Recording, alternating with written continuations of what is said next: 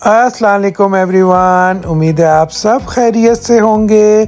तो again Shaji kitchen में आप सबका वेलकम है। तो आज हम बनाएंगे आलू गोश्त, जो कि बहुत ही मज़ेदार बनेगा। इस रेसिपी से एक दफ़ा ज़रूर ट्राई कीजिएगा। मुझे उम्मीद है ये आलू गोश्त की रेसिपी आपको बहुत पसंद आएगी।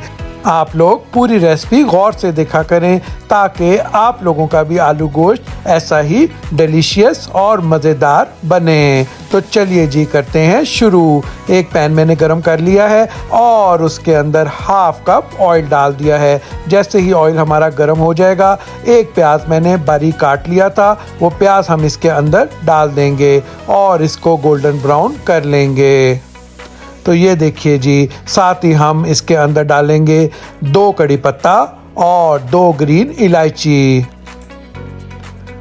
और इसको प्याज़ों के साथ फ्राई कर लेंगे। अब हम इसके अंदर 500 ग्राम मटन विद बोन डाल देंगे और 3 से 4 मिनट के लिए अच्छी तरह से मटन को प्याज और ऑयल के साथ फ्राई कर लेंगे। और अब साथ ही हम डालेंगे इसके अंदर 1 टेबलस्पून जिंजर गार्लिक पेस्ट का और इसको भी हम 1 से 2 मिनट के लिए फ्राई करेंगे। और अब हम इसके अंदर डालेंगे 1 टीस्पून रेड चिली पाउडर का और अब हम इसके अंदर डालेंगे 1 टीस्पून रेड चिली फ्लेक्स का और साथ हम डालेंगे 2 टीस्पून धनिया पाउडर का और 1 टीस्पून हल्दी पाउडर भी इसके अंदर डाल देंगे और साथ ही हम डालेंगे हाफ टीस्पून जीरा पाउडर का और अब हम डालेंगे 1 टीस्पून नमक और इसको अच्छी तरह से मिक्स कर लेंगे और 2 से 3 मिनट के लिए अपने मसाले को भून लेंगे। और अब हम इसके अंदर डालेंगे 1 टेबलस्पून टमाटो पेस्ट का। टमाटो पेस्ट से टेस्ट बहुत ही अच्छा आएगा।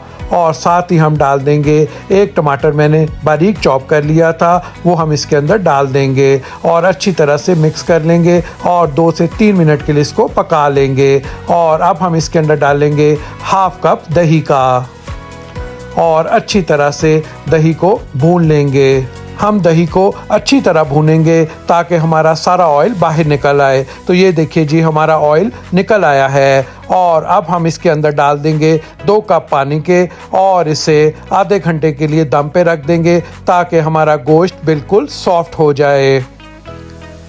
तो ये देखिए जी, हमारा गोश्त गल चुका है और अब हम इसके अंदर डाल देंगे आलू मैंने 3 आलू मैंने इस तरह से टुकड़े कर लिए थे और वो हम इसके अंदर डाल देंगे और साथ हम डालेंगे इसके अंदर 3 हरी मिर्चें। और अब हम आलूओं को भी अच्छी तरह से भून लेंगे और इसके अंदर 1 कप पानी का डाल के दोबारा से इसको दम पे रख देंगे। 10 से 15 मिनट हम दम और देंगे ताकि हमारे आलू अच्छी तरह से गल जाएं। और देखिए जी, हमारा आलू गोश्त तकरीबन तैयार हो चुका है। अब हम इसके अंदर थोड़ा सा धनिया डालेंगे और इसे कर लेंगे डिश आउट। अगर आपको मेरी ये रेसिपी पसंद आई हो तो मेरे चैनल को लाइक करें, सब्सक्राइब करें और बेल आइकॉन का बटन भी दबा दें। और इस रेसिपी से एक दफ़ा आलू गोश्त ज़रूर ट्राई कीजिएगा। ये बिल्कुल देग की तरह का आलू गोश्त बना है। तो मिलते हैं इंशाल्लाह नेक्स्ट वीडियो में। थैंक यू, अल्लाह हाफिज़, बाय बाय।